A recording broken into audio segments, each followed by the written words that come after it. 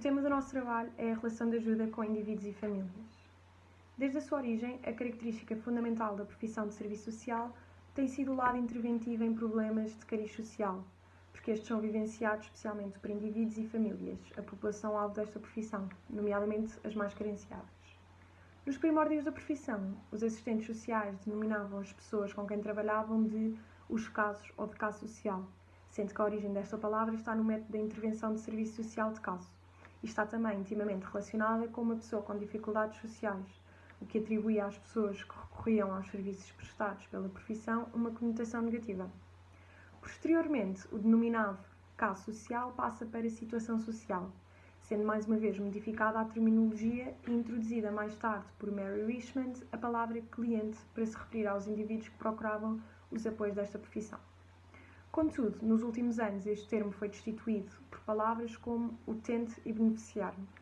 A palavra utente no serviço social está diretamente relacionada com direitos, referindo-se a uma pessoa como aquela que usufrui de um serviço ou direito que está disponível para todos e que todos têm e devem ter acesso. Já o termo beneficiário refere-se à pessoa que recebe uma ajuda pecuniária por parte do Estado ou de outra entidade pública, por exemplo, o rendimento mínimo de inserção. Estes termos foram implementados com vista a diminuírem a conotação negativa das pessoas que precisavam de recorrer à ajuda social. Esta breve introdução à terminologia usada para nomear os indivíduos que necessitam dos serviços prestados pelo Serviço Social descreve também o corpo estrutural de todo o trabalho, de como a pessoa utente é relevante em todo o processo de intervenção e de como é principal protagonista numa relação de ajuda.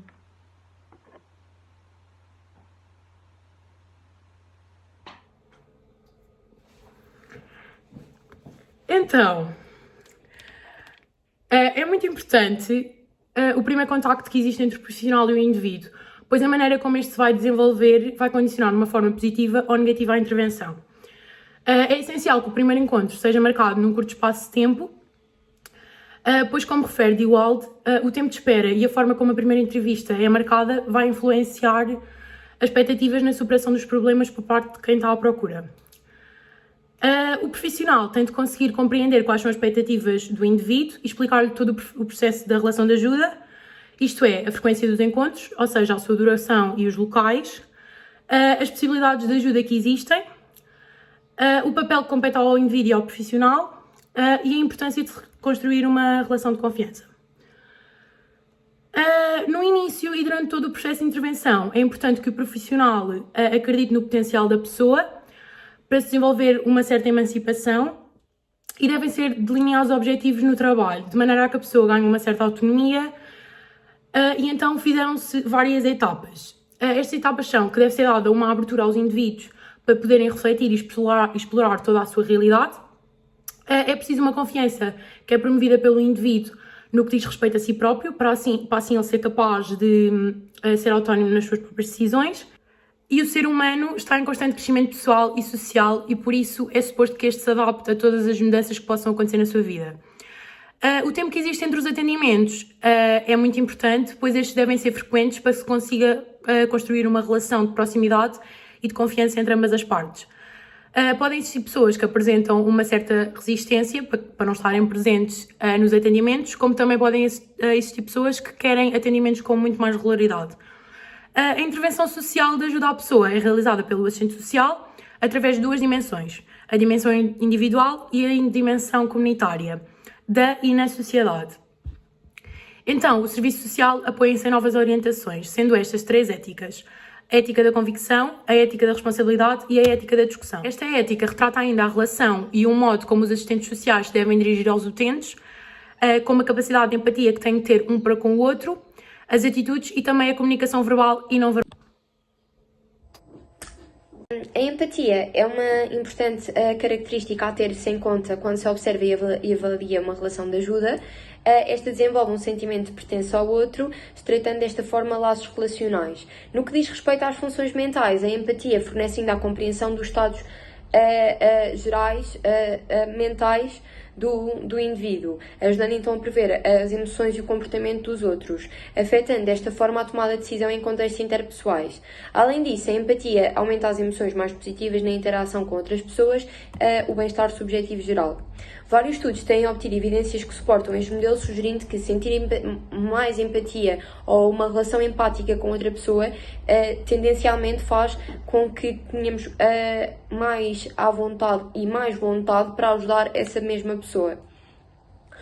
Por fim, a ética da discussão aborda a elaboração coletiva, em que diz que pessoas com estilos de vida e modos de estar na vida idênticos possam discutir uma ideia ou um problema que também seria idêntico às suas vidas, de modo a facilitar a sua resolução. Cada vez mais, a relação entre a assistente social e a pessoa se baseia em acordos e muitas vezes depende de fatores externos, como, por exemplo, outras instituições com a mesma finalidade.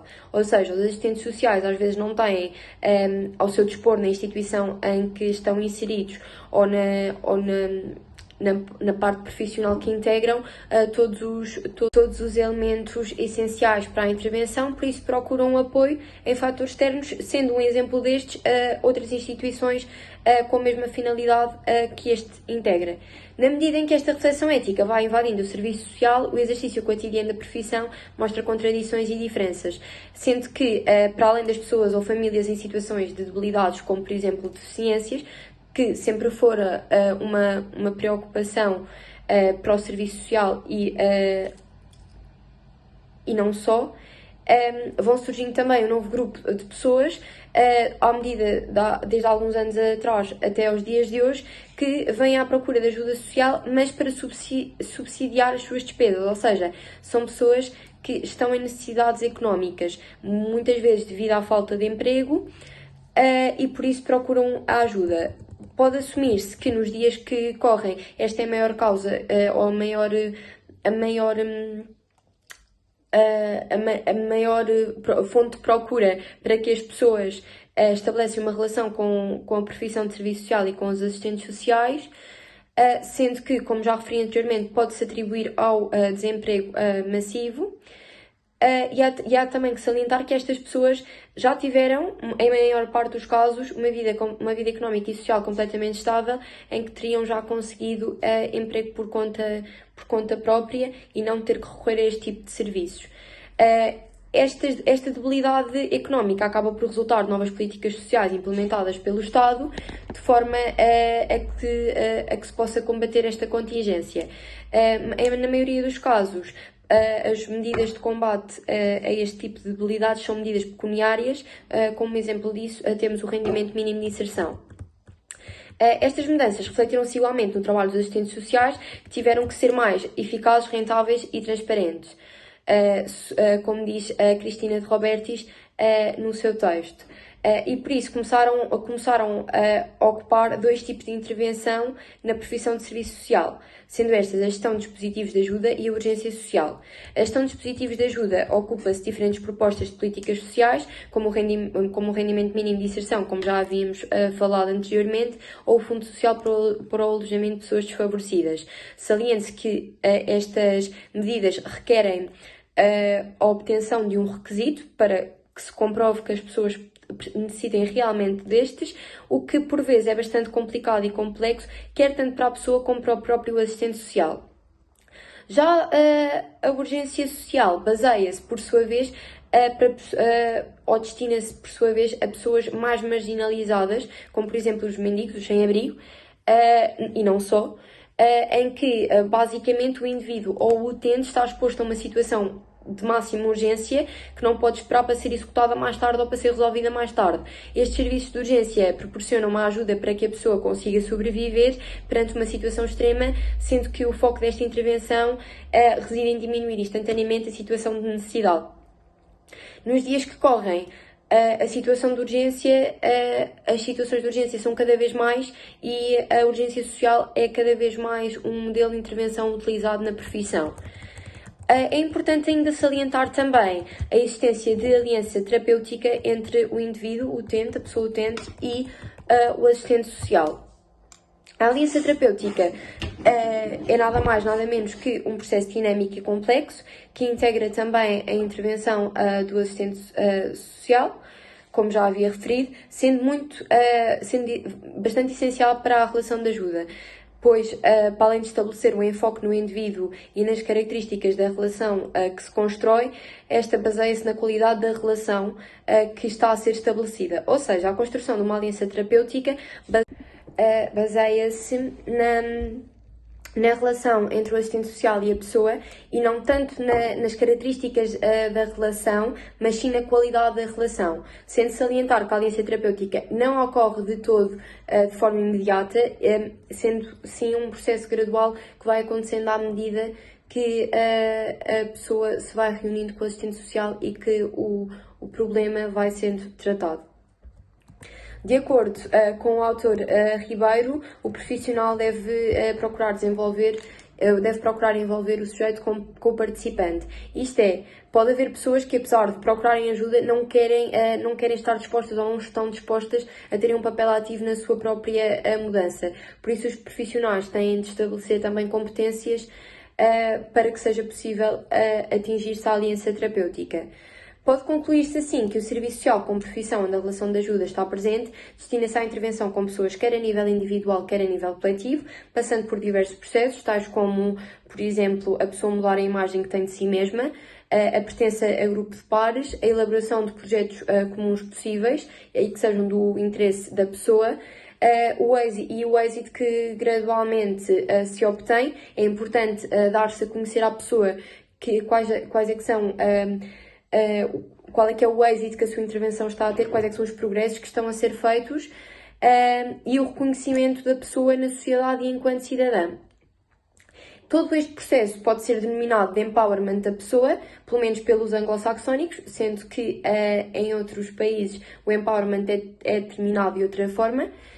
E este baseia-se num processo, num procedimento em que há uma promoção da pessoa e da participação ativa desta na sociedade em que integra, e não passando somente de um ser passivo, estando na sociedade como simplesmente estivesse a ver, e passando para ser um sujeito ativo.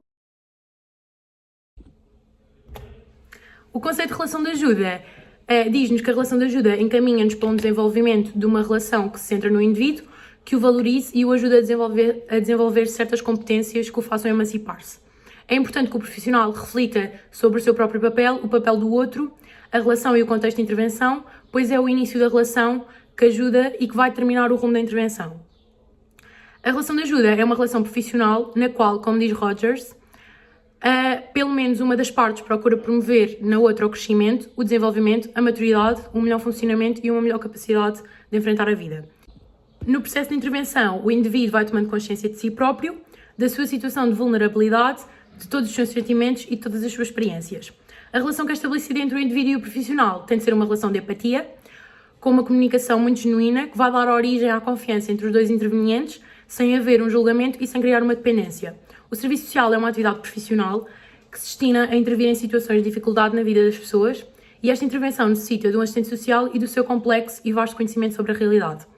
A ajuda é o que faz com que a pessoa passe de uma situação de incapacidade para uma situação de capacidade, e este processo leva à criação de uma autonomia pessoal. Um assistente social e um utente têm uma dinâmica de ação que permite a este último conseguir reencontrar as suas próprias capacidades de modo a resolver o seu próprio problema. A diferença entre um assistente social e qualquer outra pessoa que pretenda ajudar alguém é, para além do salário e da remuneração, a formação especializada que possui, e por isso às vezes as pessoas têm um bocadinho de dificuldade a perceber que por muito que as pessoas à sua volta queiram ajudar, o assistente social tem formação especializada para a resolução do problema. A ajuda profissional tem como fundamentos essenciais a ética, mais precisamente os princípios, valores e missões que estão anexas às políticas sociais e que fazem parte da profissão. Os princípios de referência na profissão de serviço social são o respeito e a dignidade pela pessoa, bem como a dignidade humana, e a consideração pelas suas decisões e participações. O dever que todas as sociedades têm de dar um lugar a todas as pessoas e a responsabilidade mútua que todos os seres humanos têm de ter uns para com os outros. Que às vezes é uma falha que se consegue encontrar nas sociedades contemporâneas e que é importante salientar. O objetivo dos profissionais de serviço social, dos assistentes sociais, na missão de ajuda são principalmente 3, sendo estes os objetivos preventivos, que propõem a ajuda da pessoa antes da situação de dificuldade acontecer, os objetivos de ajuda curativos, que têm um enfoque em melhorar a situação dos utentes e resolver os problemas e criar contacto com as pessoas, bem como com os recursos já existentes. E o terceiro objetivo é o objetivo promocional, que se foca no crescimento da pessoa e das suas competências, o empowerment, que anteriormente também já abordámos.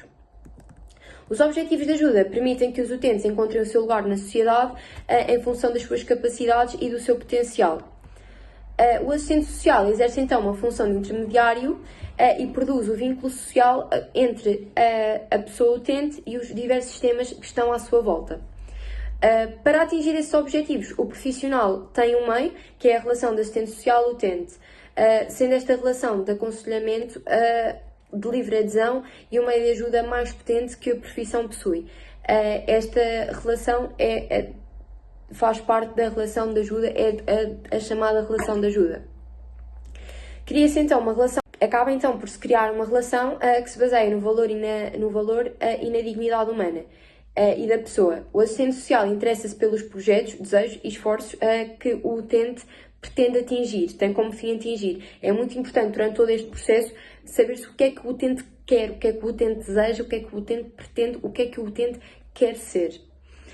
São técnicas primordiais em serviço social, a experiência do cotidiano que revela um crescimento e uma maior aprendizagem. Podem também utilizar-se técnicas como atividades artísticas e culturais. Estas utilizam-se principalmente com crianças e jovens e em grupos mais pequenos. Mas também pode ser executada com adultos e famílias, mas de uma forma um pouco distinta, que não iremos abordar muito, não sendo a temática primordial do trabalho. A relação de ajuda entre assistente social e utente pode estender-se para lá do mesmo, chegando mesmo até aos seus pares, formando um pequeno grupo organizado, originando uma relação com a rede primária do indivíduo, de modo a que toda a rede esteja apta a proporcionar a este ajuda moral, material e financeira, tendo um papel fulcral no apoio social e em todo o processo de intervenção. A relação é o principal meio de ajuda do assistente social, sendo esta direta. A ajuda foca-se então na pessoa em si e não nos problemas que esta sofre. Ou seja, a ajuda vinda do serviço social foca-se na pessoa, no facto de ser uma pessoa com problemas e não nos problemas que a pessoa adquire ou tem. O assistente social trabalha ainda como informador, orientador e guia do utente. A ajuda não é então a aplicação das políticas sociais em si, mas sim a utilização das possibilidades e recursos que são propostos por estas. Quando os recursos existentes não são adequados, os profissionais têm então de tomar iniciativa a criar novos recursos, serviços e até mesmo instituições, caso seja necessário. A realidade social com que o serviço social trabalha é bastante complexa, pois trabalha com vidas de pessoas, seja estas a nível individual, quer seja a nível coletivo e grupal, e tem muitas referências. E ainda a ajuda que é proporcionada ao utente possui um conjunto de características e fatores que a mesma vive. Pessoas com quem os assistentes sociais trabalham vivem em situações de incapacidade, pois se não vivessem também se calhar não procurariam as ajudas do serviço social, e a ajuda feita por estes proporciona-lhes a passagem de uma situação de incapacidade para uma situação de capacidade para consigo mesma e para com os sistemas em seu redor. É importante salientar ainda que os meios de ajuda social podem ser diretos ou indiretos, sendo que o primeiro está relacionado com os suportes da pessoa, nomeadamente a rede primária e na ajuda mútua, e o segundo refere-se mais às políticas sociais, sendo que quando estes recursos são inadequados, os profissionais têm de elaborar projetos novos e inovadores para que hajam recursos suficientes para transformar os já existentes, como já havíamos referido, sendo bastante importante a capacidade que estes têm de reinventar os seus recursos e os seus meios de intervenção quando os existentes já não são suficientes para combater as necessidades propostas e as necessidades observadas pelos utentes. A metodologia é uma ciência que contempla os métodos a que se recorre. Podemos então afirmar que estuda um conjunto de operações postas em práticas para conseguir um ou vários objetivos, ou seja, um conjunto de normas que permitam selecionar e coordenar as técnicas. O método resulta como uma conduta para o trabalho realizado pelo assistente social, com vista a mudar a situação de debilidade dos utentes. A intervenção realizada exige então a colaboração das duas partes. O método atualmente utilizado em serviço social é o método único integrado, que agrega em si os 3 métodos que antigamente eram usados para a execução da intervenção, tendo como principal objetivo a orientação para a prática exercida pelos assistentes sociais na profissão de serviço social. Este método abrange ainda 3 níveis, sendo estes o nível micro, meso e macro. O nível micro está relacionado ao indivíduo e à família. O macro a organizações e territórios, a nível dos sistemas e estruturas presentes na sociedade. E o meso foi um nível acrescentado entre estes que serve como um nível relacional mais focado nos grupos e nas comunidades.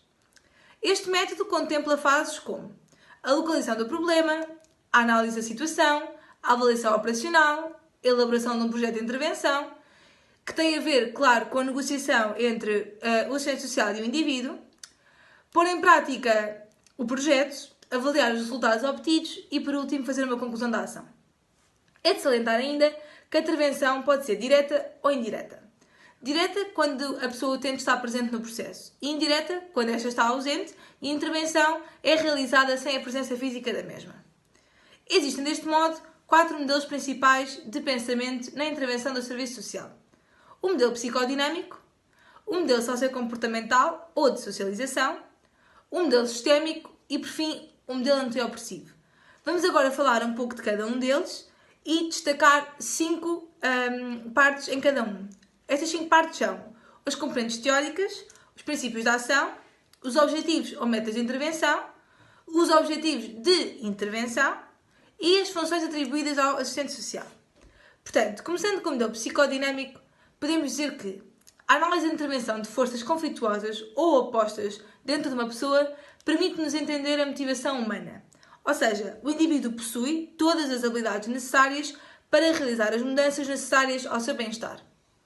Com isto, os problemas de funcionamento do indivíduo são determinados por um conjunto de fatores intra- e interpessoais. Todos têm os recursos necessários para desenvolver e resolver os seus problemas, desde que tenham as ferramentas e as oportunidades necessárias para o fazer. Claro que existem então falhas e forças de pensamento, atitudes, sentimentos, comportamentos ou recursos que a pessoa possui que afetam o seu funcionamento social, o seu estado de realização ou mesmo a maneira como gerem os seus conflitos internos. Com isto, os nossos objetivos passam por apoiar, modificar e reconstruir a personalidade, a fim de melhorar o funcionamento social do indivíduo ou a sua capacidade de gerenciar os seus conflitos internos. Deste modo, vamos incentivar a atualização dos pontos fortes e do potencial do indivíduo, libertá-lo de bloqueios psicológicos e físicos e, se necessário, adquirir recursos materiais. Portanto, neste modelo podemos dizer que o assistente social passa também pelo papel de psicoterapeuta, consultor, facilitador e muitas vezes também mediador de recursos. Passando então para o próximo modelo, o modelo de socialização. Portanto, este modelo podemos dizer que o comportamento humano é o produto da interação entre as realidades pessoais do indivíduo e das suas realidades ambientais imediatas e que a mudança resulta de uma intervenção em ocasiões anteriores, ações, percepções inadequadas das consequências que daí resultam. Portanto, os comportamentos e as percepções problemáticas devem ser observados e os resultados das mudanças devem ser mensuráveis e previsíveis, de modo a serem reproduzidos em situações semelhantes. Com isto, todo o comportamento e toda a percepção podem ser modificados pelo utente por uma nova socialização e pela criação de estímulos apropriados. Dizemos então que os objetos desta intervenção passam por comportamentos e percepções que são observáveis e considerados inadequados e os estímulos que originam a aquisição ou modificação de comportamentos, percepções ou a aprendizagem de novos papéis. Com isto então, cabe-nos a nós modificar, mudar e eliminar e também reduzir as percepções e comportamentos inadequados, de modo a criar condições favoráveis para a aquisição de novos comportamentos e novas percepções. Dizemos então aqui que o assistente social pode ter também um papel de consultor e psicoterapeuta. Passando para o penúltimo modelo, o modelo sistémico. Neste modelo, o relacionamento entre objetos, pessoas, grupos e comunidades pode explicar como é que estes se organizam. Ou seja, todo o sistema procura um equilíbrio, o que por vezes faz-o disfuncional e vulnerável aos outros sistemas. O funcionamento do indivíduo e os problemas que ele enfrenta são, em grande parte, determinados pelas interações funcionais e disfuncionais que ele apresenta nos seus sistemas circundantes. Posto isto, os objetos de intervenção passam por obstáculos que bloqueiam as transações funcionais com outros sistemas e que afetam o funcionamento da própria pessoa. Os intercâmbios e a procura de complementariedade entre os diferentes sistemas envolvidos. Existe então um desequilíbrio entre as necessidades do indivíduo e dos grupos e recursos do meio ambiente. Resta-nos manter ou restaurar a reciprocidade e o equilíbrio entre os indivíduos e os sistemas circundantes. Podemos dizer então aqui que o assistente social passa pelo papel de psicoterapeuta, consultor ou até de mediador de recursos. Por fim, o nosso último modelo, o modelo antiopressivo. Portanto, este modelo tem comportamentos, sentimentos, pensamentos do indivíduo que são sempre produto das suas condições. Podemos então dizer que as estruturas sociais oprimam e alienam as pessoas, independentemente de pertencerem a uma classe social, um sexo, uma raça, uma cultura, etc. A palavra de ordem é adotar a seguinte: educar os indivíduos, ou seja, oferecer-lhes os meios para desenvolverem um novo e radicalmente diferente entendimento da sua economia e sociedade psíquica, de modo a que possam modificar as relações de poder e mudar a ordem social previamente estabelecida. Posto isto, o funcionamento do indivíduo e dos problemas que ele enfrenta são o resultado e a manifestação das suas condições materiais e das relações de poder nas quais eles se encontram. Por fim, então, os objetos de intervenção são a consciência de indivíduos e grupos, ou seja, as condições de opressão e das desigualdades socioeconómicas, as relações de poder entre as pessoas, grupos e instituições e as condições materiais de existência. No entanto, o que é que nos toca a nós? Toca-nos então tomar consciência, ou dar ao nosso utente a tomar a consciência de opressão e da organização social que geram estas condições. Deste modo, desenvolver a solidariedade entre os oprimidos, coletivizando as suas lutas. Trabalhar para a criação de relações sociais mais igualitárias, aquilo que chamamos o empowerment, e aliviar as tensões imediatas produzidas pelo sistema, de modo a defender os direitos e o acesso aos recursos dominados. Deste modo, o assistente social pode tomar ainda outros papéis, como o de consultor, mediador e defensor dos direitos. No tópico, a relação de ajuda entre assistente social e pessoa utente, fazemos a divisão entre indivíduos e família. No âmbito dos indivíduos, é de salientar que o conceito de pessoa incide na descrição de um ser humano moral e dotado de existência jurídica. Desde sempre que em serviço social, o conceito de pessoa como ser individual está presente, o denominado individualismo. Isto está relacionado com a visão de que cada indivíduo é diferente e tem de ser tratado de forma particular, específica e única. Este conceito assenta ainda em princípios como a dignidade da pessoa, como já havíamos visto anteriormente, e a aceitação e o respeito pelas diferenças que são intrínsecas a cada um de nós, enquanto seres humanos. Contudo, segundo estudos e documentos, a pessoa não é analisada somente a nível individual, ou seja, não é somente analisada enquanto pessoa, mas também a nível coletivo e social, sendo analisados diversos temas em que esta se insere. É preciso ter em conta que a pessoa em si faz parte de uma sociedade, analisando aspectos como a cultura, valores, características sociais, económicas e políticas vigentes presentes na mesma, bem como a época histórica em que a pessoa se encontra. Este é um dos fatores também bastante importantes para a intervenção individual. Dando assim a mesma ideia de que o indivíduo tem de ser tratado como um ser individual e único, mas ao mesmo tempo relembrando que há condicionantes sociais, direitos, obrigações e aspirações que são idênticas aos demais cidadãos que integram a sociedade em que o mesmo também está inserido.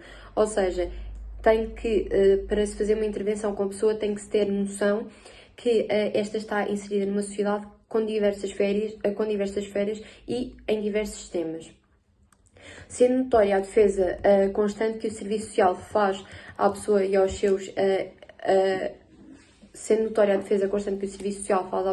seus interesses, conseguindo manter uma visão de todos os sistemas que a englobam. Salientando-se ainda que a intervenção profissional do Serviço Social se centra na procura de soluções para os problemas, bem como para a prevenção e promoção dos mesmos. A intervenção da pessoa à ajuda situa-se então em 3 níveis distintos, sendo estes a pessoa em si mesma, a sociabilidade da pessoa e a articulação do cotidiano. O primeiro nível, sendo esta a pessoa em si mesma, centra-se no universo singular, na vida cotidiana e na própria identidade do indivíduo. Já a sociabilidade da pessoa baseia-se nos laços sociais e nas relações que esta mantém com outras pessoas, sejam estas do seu grupo primário, famílias ou de outras extensões. E o último nível, sendo esta a articulação do cotidiano, aborda a pessoa em todos os temas a seu redor, como o sistema económico, social e cultural. A intervenção de ajuda à pessoa baseia-se nas capacidades e potencialidades do próprio indivíduo e que estes participem plenamente, definem e realizem o seu próprio processo de ajuda. Esta participação plena da pessoa depende do seu estado de saúde física e mental, bem como da faixa etária em que se encontra, e estes fatores permitem que a intervenção se organize de modo a estar focada na pessoa, tendo também em conta as suas limitações, podendo ir de encontro àquilo que ela pretende, a nível de aspirações e desejos e projetos. Essas técnicas, habilidades e atitudes são a base de qualquer intervenção assistencial, independentemente do profissional que a pratica, quer em diversas práticas, como médicos, enfermeiros e psicólogos. A natureza específica do serviço social individual é ouvir bem, refletir bem, comparar bem e parafrasear bem. Um assistente social pode, por exemplo, tomar as mesmas ações, adotar as mesmas atitudes de ajuda que a do seu colega enfermeiro, por exemplo, mas o assistente social fala-á com um propósito muito diferente. Uma intervenção individual no serviço social visa, por um lado, acompanhar a pessoa nos seus momentos de sofrimento para que lhe possa dar sentido ao ajudar com o maior número de recursos possíveis para que esta possa participar ativamente no seu futuro individual e o seu futuro coletivo da sociedade como ator e sujeito social. Assim, diferentemente da maioria das outras profissões de ajuda, o serviço social parte do sentido social e coletivo de que as dificuldades experimentadas por uma pessoa assumem os seus sentimentos, as suas ações, os seus pensamentos, que estão localizados na sua família, comunidade e contexto social. O serviço social intervém mais nesse relacionamento do que nos déficits da própria pessoa, como também já havia sido referido. Além disso, como assistentes sociais, temos de reconhecer que o significado social para as dificuldades vividas, prevendo que a intervenção deve fazer parte de um conjunto de ações, papéis e atividades com um escopo mais amplo e coletivo. Nesta profissão, a intervenção com o indivíduo não tem um fim em si. Por um lado, vincula-se outras formas de intervenção e, por outro lado, representa um tipo de intervenção que pode ser complementada quer pelo trabalho, com as famílias, grupos e comunidades. Para realizar-se estes vários tipos de intervenção, o assistente social desempenha diferentes papéis, que não podem ser reduzidos ao papel exclusivo da pessoa.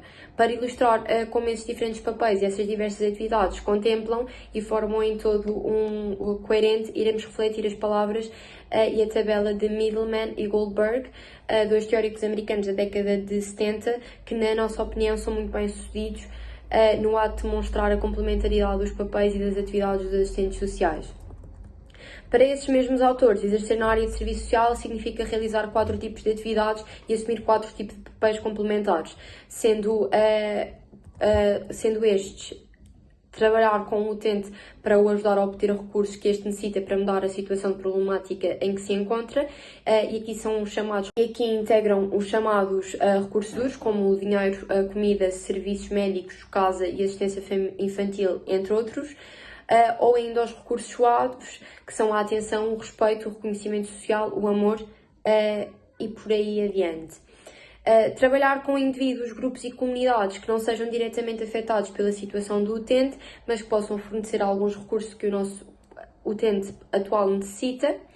Terceiro, trabalhar com um grupo de pessoas que enfrentam uma situação problemática ou contingências comuns. E quarto, trabalhar com indivíduos, grupos e comunidades que não estão necessariamente a enfrentar uma situação problemática, mas que podem contribuir para a criação de novos recursos e para o desenvolvimento social de uma forma mais ampla. As funções que o assistente social pode ter perante o indivíduo são ainda algumas, às quais eu vou enumerar, e deste modo surgem então em anexo as funções que o assistente social adota nas suas intervenções. A primeira função é a função da pessoa de recurso mediador, cuidador, cujas principais funções são apoiar e respeitar a pessoa na expressão do seu sofrimento, descobrir com ela os recursos necessários para a melhoria da sua situação e identificar quais é que existem, aqueles que podem ser fornecidos pelos assistentes sociais e aqueles que podem ser fornecidos noutros lugares e aqueles que ainda podem ser criados, e trabalhar com a pessoa para obter recursos, executando um plano de intervenção com ela e direcionando-a para outro lugar. Segundo, o papel de cuidador, em que se estabelece a recolha e a avaliação dos recursos existentes, o estabelecimento e o mantimento de bons contactos com representantes desses mesmos recursos, relatar a escassez dos termos de recursos existentes e, na medida do possível, garantir que essas lacunas possam ser preenchidas o mais depressa possível. Terceiro, o papel de mediador, tendo como principal função a promoção de uma melhor interação entre as partes envolvidas, procurando interesses comuns e identificando os obstáculos de modo a que estes possam ser removidos. Quarto, o papel de advogado ou defensor dos direitos, cujas principais funções são discutir com a pessoa e em seu nome, discutir com a pessoa em seu nome para defender o seu direito a um recurso que lhe seja negado, e ainda reunir as pessoas que lutam com a mesma falta de recursos e apoiá-las na luta de modo a que sejam apoiadas pelo seu respeito e pelos seus direitos. Já não enumerando as funções do papel da assistente social, é importante ainda relembrar que a prática com indivíduos, grupos e comunidades é sempre exercida dentro de um determinado contexto, sejam estes hospitais, centros juvenis, serviços comunitários, entre os mais diversos contextos que existem nas sociedades vigentes. E cada um destes tem que definir parâmetros de intervenção com muita precisão, tais como parâmetros específicos de trabalho no campo de proteção infantil, o mandato de organizações, os papéis de diferentes atores presentes e a duração de intervenções que são definidas por lei. Independentemente da instituição em que o assistente social está inserido, qualquer intervenção da profissão na temática de serviço social individual tem tendência a seguir o mesmo fio condutor durante todo o processo. A descrição das fases deste processo é muito semelhante a um livro de instruções que é explicado ao utente desde o início de todo o processo e de toda a intervenção. Podendo então fazer-se esta comparação básica a um livro de instruções. Com este fio condutor, com esta conduta, a nossa intervenção desempenha então um papel duplo. Primeiro, dividir as partes mais pequenas, dividir em partes mais pequenas o processo que já por si é bastante complexo e no qual muitos fatores interagem e integram. Este processo traz muitas vantagens, pois facilita a aquisição de habilidades técnicas e atitudes essenciais para a realização da intervenção, e então este método ajuda a tranquilizar o utente, dando-lhe pontos de referência que o podem ajudar a controlar melhor esse sentimento de pânico que inevitavelmente surgirá durante as primeiras intervenções. É de salientar que este processo é realizado em fases, tem diversas fases, como já havia sido mencionado pela comparação básica de livro de instruções, e que estas têm que ser seguidas conforme o ritmo do utente. Não pode haver tem que haver timings, tempos e tudo mais, mas têm que ser sempre ao ritmo do utente, podendo ser adaptadas. E então podemos dizer que a intervenção é constituída por fases como a fase de recepção, o início da intervenção, o trabalho e o término da mesma. E passo agora para a minha colega Rita, que irá desempenhar melhor a função de explicar cada uma delas. Ok, a fase de recepção. Esta fase ocorre antes da primeira reunião e tem uma curta duração, pois envolve apenas o assistente social. Parece, no entanto, que é muito importante para os assistentes sociais, porque lhes permite que se preparem mentalmente para encontrar alguém que lhes vai pedir ajuda. Certamente é útil que o assistente social tente especificar as suas reações iniciais sobre as informações muito sucintas que lhe foram dadas sobre este utente.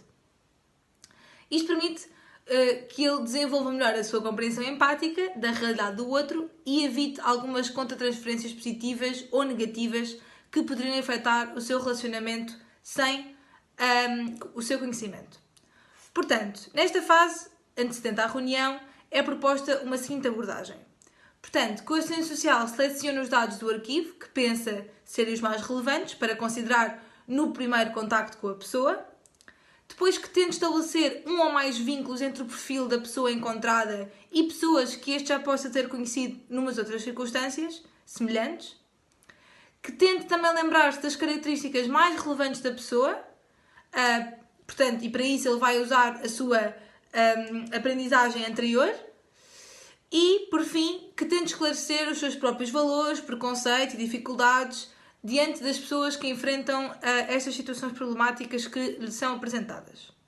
Passamos então desta fase para o início da intervenção. Esta segunda fase do processo vem definir com o utente os parâmetros da intervenção, ou seja, o que é que está ali a fazer, porquê, com quem, onde, quando e como, de modo a determinar se as duas partes podem ou não trabalhar juntas e em que base é que o vão fazer. Essa fase é essencial para a criação de um clima e uma relação, de trabalho que levem em consideração os determinantes sociopolíticos, ideológicos e simbólicos presentes. Claro, tudo isto com respeito e consideração e o entendimento mais honesto possível um do outro. É ainda importante notar que essa fase pode exigir mais do que uma reunião. E aqui é uma questão de seguir o ritmo da pessoa que estamos a atender, obter as informações necessárias para entender o que está a passar e ter em conta os requisitos da estrutura institucional em que esta intervenção está a ocorrer. Será também uma oportunidade para negociar o acordo que será baseado no porquê de estarem a trabalhar juntos e como é que o irão fazer, ou seja, qual é o papel de cada uma das partes, os horários e quais são os critérios de avaliação. Para termos sucesso nesta fase, que marca o início da intervenção, as atitudes de ajuda passarão por ter uma compreensão empática, o respeito, a autenticidade e a precisão na expressão. Posto isto, há ainda um conjunto de atitudes que são aconselhadas a ter neste início da intervenção. Desde comportamentos não verbais, como conseguir manter uma posição relaxada, que demonstre interesse, parafrasear, ou seja, procurar a mensagem principal que está a ser transmitida pela pessoa, esclarecimentos, ou seja, não tem mal nenhum admitir que não se está a perceber o que é que a pessoa está a dizer e tentar reformular o que entendemos ou pedir à pessoa que o faça outra vez. As verificações, ou seja, verificarmos se entendermos claramente a mensagem passada pelo utente e, mais uma vez, não tem mal se não entendermos e então pedimos ao utente que o faça novamente. Os pedidos de preparação geral, ou seja, estabelecer para nós os eventos, ou seja, deste modo este evento vai servir para tal, este evento vai servir para tal, ou seja, no entanto devemos manter este pedido também e esta orientação vaga, ou seja, dar tempo também à pessoa para responder ou não ao nosso pedido. As solicitações específicas de desenvolvimento, ou seja, estabelecer claramente a razão pela qual queremos este desenvolvimento, sermos muito específicos sobre o que é que ainda queremos saber e deixar que a pessoa também, mais uma vez, seja livre de responder ou não ao nosso pedido. Estar atento também às reações da pessoa, ou seja, perceber o que é que ela relata primeiro, a que é que ela dá prioridade, a que pessoas é que ela também dá prioridade na sua apresentação e ajudá-la a centrar-se e citar os sentimentos que poderá ou não expressar com dificuldade. Fazer também resumos e perguntas abertas é muito importante. Passamos então à fase seguinte, esta terceira fase, de 4, que é a fase do trabalho. Esta terceira fase visa então alcançar o acordo negociado na fase anterior, incorporando, claro, os novos elementos trazidos pela pessoa durante esta jornada. Durante esta fase, o assistente social deve ser capaz de detectar um consenso artificial e relatar o trabalho até ali realizado.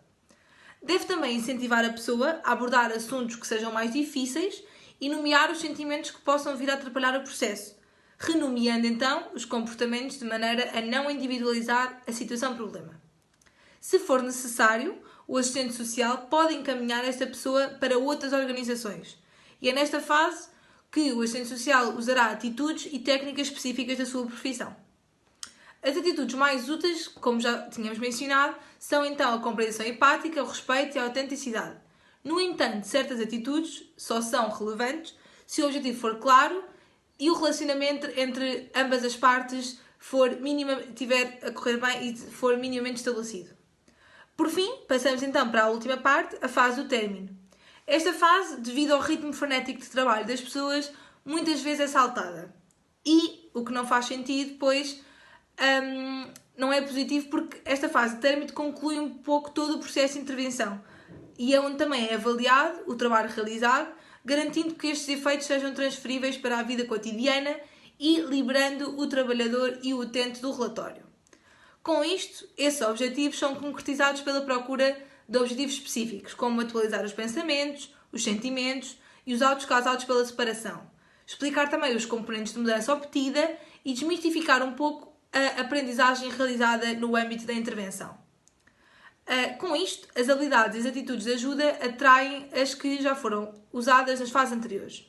Mas, mais especificamente, deve compartilhar os seus próprios sentimentos sobre a separação, esclarecer com a pessoa os resultados positivos e negativos, pedir que resuma o que aprendeu sobre a solução dos problemas e enfatizar os limites da intervenção.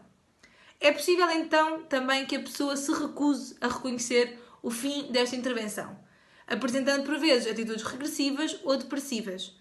Portanto, é importante que se faça um balanço de outras experiências que esta pessoa viveu e que use as experiências para se estender um pouco mais além desta última reunião. Esta fase permite também que os interessados façam um balanço do que aprenderam juntos e do que pode ser útil para ambos nas suas próximas experiências de vida.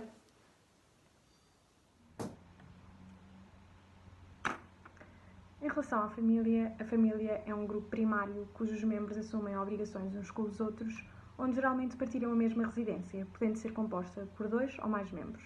A estrutura da família pode incluir o núcleo familiar e outros membros que são adotados por membros da família, sendo por isto considerados parte da família. As famílias, desde o início dos tempos, que são promotoras de segurança, suporte e a intimidade que as pessoas precisam na sua vida são forças significativas na vida das pessoas, sendo por isso relações complexas.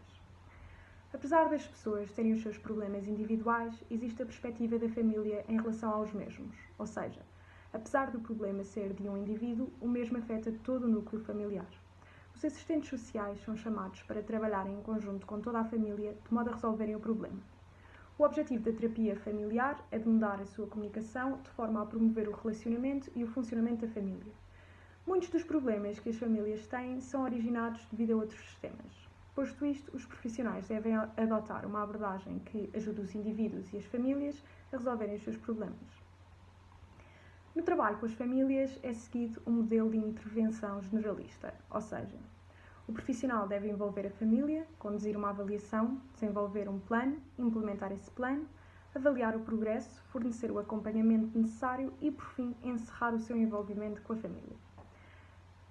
A avaliação da família diz respeito à obtenção de informação acerca do cliente e os problemas dos sistemas onde o cliente se encontra inserido, de modo a decidir qual a melhor intervenção a seguir.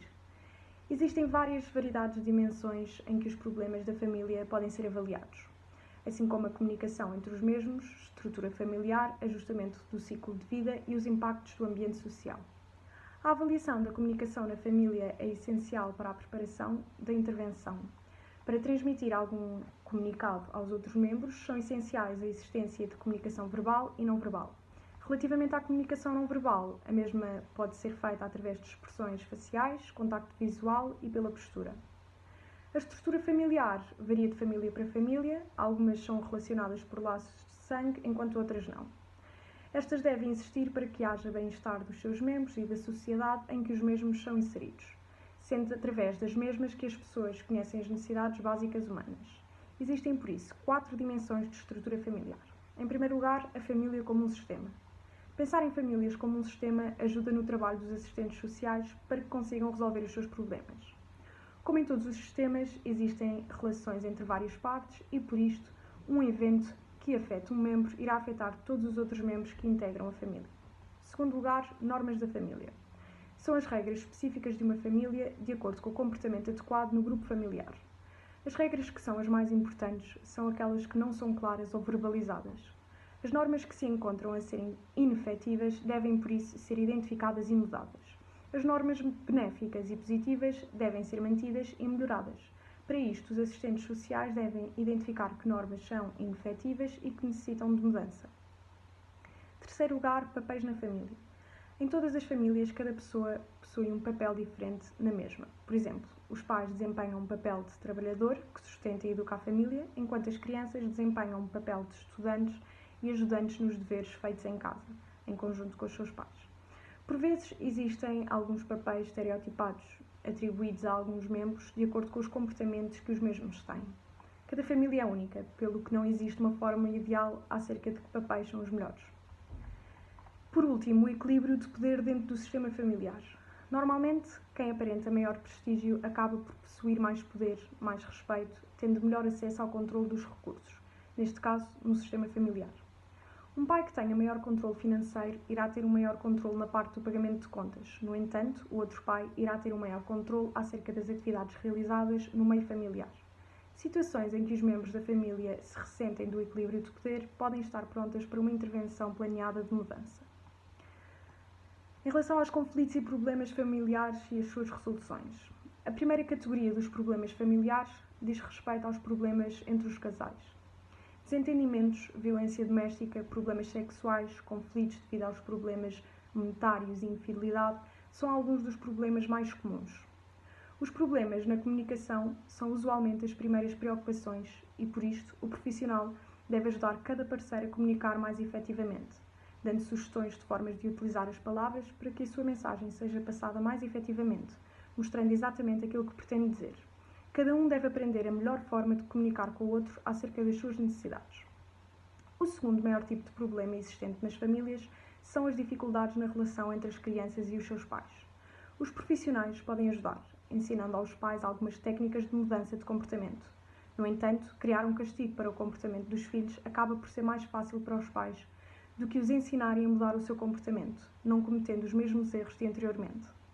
A escuta ativa é bastante importante, pois assim o receptor pode entender com mais facilidade os sentimentos e a mensagem que está a ser transmitida. Após isto, o receptor deve repetir aquilo que acabou de ouvir nas suas próprias palavras.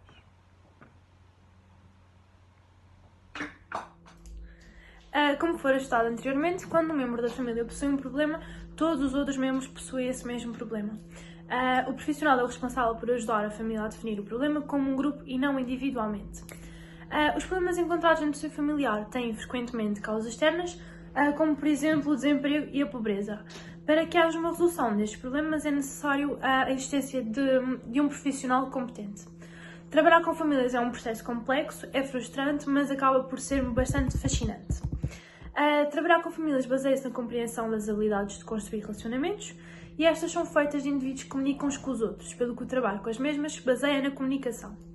Algumas das habilidades que os profissionais têm de ter são a monitorização do comportamento verbal e não verbal dos seus clientes e dos seus membros, maximizar a relação, empatia e genuinidade, interpretação e sumarização do processo de mudança. O processo tem várias etapas. Primeiro, o profissional deve estabelecer uma relação profissional com a família. De seguida, deve avaliar as necessidades micro, meso e macro do sistema familiar. Após este passo, o assistente social deve formular um plano de intervenção para que depois o mesmo possa ser implementado, havendo sempre a necessidade de avaliação ao longo de todo o processo. Durante este processo, o profissional deve focar-se na utilização das forças da família para a resolução dos seus problemas. Todas as pequenas partes do sistema são importantes, pois cada uma afeta de alguma maneira o mesmo, e por isso todos os membros devem estar envolvidos no processo de intervenção.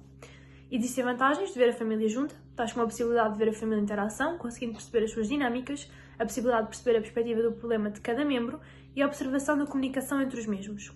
A observação é benéfica, pois os profissionais não se baseiam apenas do que ouvem dos seus clientes, podendo tirar as suas próprias conclusões. A diferença entre a forma como os membros da família pensam que comunicam e como verdadeiramente comunicam é a parte principal do seu problema. Por vezes, alguns membros da família recusam-se a participar, o que dificulta o papel do assistente social, mas quando a família não quer participar toda, o profissional deverá usar os recursos que possui, pois ver os membros individualmente é melhor do que não ver nenhum deles, pelo que deverá ser flexível. Existem 5 fases para iniciar o tratamento. Na fase 1, dá-se o reconhecimento dos membros da família, deixando-os confortáveis com a presença do profissional. Para isto, pode ser realizada uma conversa mais informal, deixando os familiares à vontade. Deve relatar a história da família que conhece, assim como estabelecer algumas regras para que todos consigam trabalhar em conjunto. Deve demonstrar a importância que todos os membros apresentam para a intervenção e, caso os indivíduos não se encontrem confortáveis com a situação, o profissional deve pedir que cada um descreva os seus sentimentos e pensamentos sobre se encontrar naquela mesma situação. Na fase 2, o profissional deve perguntar a cada membro da família qual é o problema existente, o que originará uma grande variedade de percepções. O problema deverá ser clarificado e entendido por todos antes do início da intervenção. Usualmente, os familiares irão apontar as culpas uns para os outros, mas o importante nesta fase é observar as interações, perceber os problemas e definir as principais coisas a serem mudadas. Na fase 3, deverá ser identificado o problema, poderá ser uma tarefa exigente e complicada, pois não há um claro e absoluto problema. Muitas famílias irão identificar problemas superficiais que se encontram relacionados com o problema real. Na fase 4, deverá ser estabelecido um consenso com a família, através da discussão do tema entre todos, e esta fase envolve a comunicação entre o assistente social e os membros da família individualmente. De seguida, deve haver uma discussão entre toda a família e o assistente social para que cada um possa expressar a sua perspectiva acerca do problema. Na fase 5, deverá ser realizado um contrato onde seja explícita uma orientação para uma intervenção do processo, havendo um compromisso entre a família e o assistente social. A implementação da intervenção é um desafio a determinar qual é mais efetiva para uma determinada família com os seus próprios problemas. Durante esta implementação, o assistente social tenta apoiar a família a ultrapassar os seus desafios e problemas, executando as metas estabelecidas durante a fase de planeamento. A implementação pode envolver uma grande variedade de abordagens, dando ênfase às forças da família. Reforçar as qualidades, forças e recursos da família é um tema que deve ser abordado ao longo do trabalho realizado com a mesma. Reformular uma estratégia que ajuda os membros da família a ver o seu problema ou dificuldade de uma maneira diferente. Mudar o ponto de vista é positivo, pois apesar de o problema não mudar, a interpretação da situação é alterada, o que ajuda uma pessoa a perceber melhor a sua perspectiva por parte da outra. O suporte dado às famílias pode ser de assistência pública, escolar, serviços educacionais, competências de trabalho, residencial, instituições religiosas, saúde, comida, suporte de grupos, entre outros. Por vezes é realizado um role-playing, ou seja, uma pessoa assume um papel diferente do que normalmente tem, e esta técnica permite que os membros da família entendam mais claramente as perspectivas por parte de outra pessoa. De seguida dá-se a avaliação e a conclusão, e avaliar o progresso é um passo importante, tanto com as famílias como em qualquer outro sistema. As metas devem ser claras para que o assistente social consiga facilmente avaliar a sua realização. O profissional deve preparar a família para o fim do contrato com o assistente social. A identificação de recursos para continuar a manter o bem-estar, como os recursos que toda a família aprendeu ao longo de todo o processo, é vital para que haja manutenção dos bons resultados do processo. Na conclusão do nosso trabalho, em suma, a relação de ajuda é considerada essencial à prática profissional do serviço social, permitindo que o assistente social mantenha uma relação próxima com a pessoa do utente, que haja um enfoque na pessoa em si e nas suas aspirações e desejos, de modo a torná-lo um crítico autónomo. Tivemos como objetivo fulcral enaltecer ao longo do trabalho a complexidade e estrutura da relação de ajuda, exposta no cotidiano dos profissionais do serviço social e da profissão em si. O tema do nosso trabalho é não é?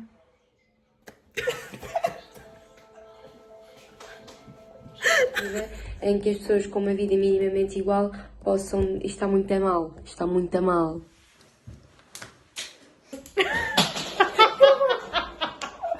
Deixa-me ver.